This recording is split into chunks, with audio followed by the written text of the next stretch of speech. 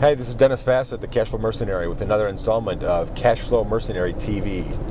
Today I want to spend just a couple minutes telling you about one piece of critical success factor number one, which is property selection. I've been talking quite a bit over the last week or so about crappy houses and why you ought not to buy them, why you ought not buy them, why you ought to focus on quality. And in response to one of the posts, a buddy of mine, Rob Patterson, was talking about his portfolio. He's got 20 properties, all profitable, which is spectacular.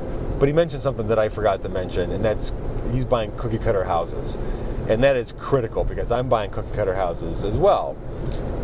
My business model is 3-bedroom, 1 or 2 bath, full basements, cookie cutter ranches and bungalow houses in great neighborhoods with great school districts all day long.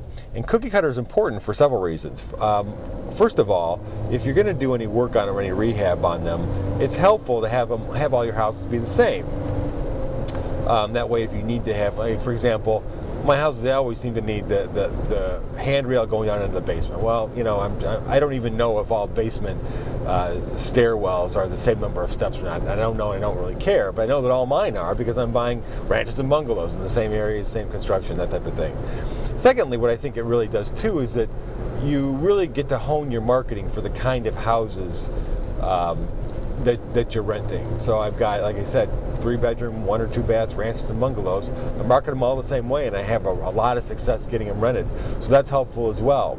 The third thing is, I think that if you go with cookie cutter, you also cast your net as wide as possible for potential renters, and that's important. I know some folks that like to buy tri-levels, they like to buy quads, they like to buy goofy stuff on big lots with no basements, you know, with no sidewalks and with no streetlights in the neighborhood and stuff. That's all well and good, but just understand when you buy stuff that's non-standard and that's not cookie cutter, you're going to have a harder time renting it just because it's less desirable and there are less people interested in those types of properties. It's not to say that you're not going to be able to rent it and it won't be a happy rental situation, but you're going to have a lot harder time renting it because your universe of available renters is smaller. So that's part one of the discussion on critical success factor number one, and that's cookie cutter. This is Dennis Fassett, the Cashflow Mercenary. Thanks for tuning in. Look forward to talking to you again tomorrow.